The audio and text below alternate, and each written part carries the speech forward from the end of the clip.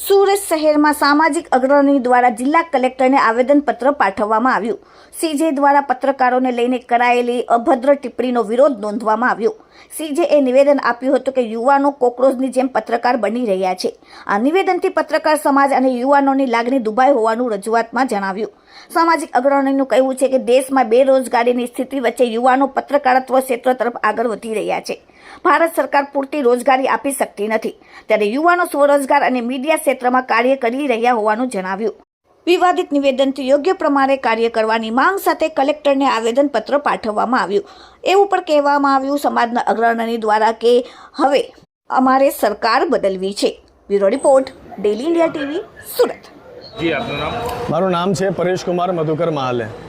શું કહેશો, શા માટે આજ રોજ અમે કલેક્ટર ઓફિસ આવ્યા છીએ।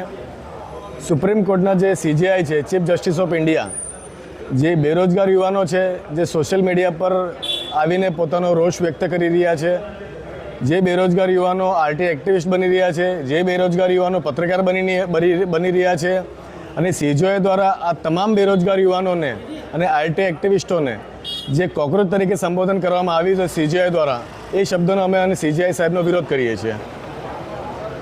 શા માટે વિરોધ કરો છો? ખુલ્લેઆમ ભ્રષ્ટાચાર ચાલુ છે, તંત્ર જવાબ નથી આપી રહ્યું।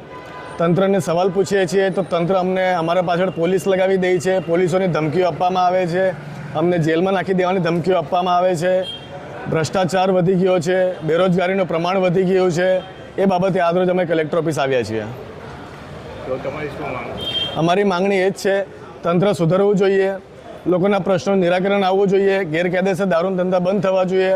અનાજ માફિયો ખુલ્લેઆમ અનાજ ચોરી કરી રહ્યા છે, એ બધી અનાજ માફિયોની ચોરીઓ બંધ થવી જોઈએ। અને સવાલ સરકારને છે અમને કે સરકાર અમારે બદલવી છે હવે।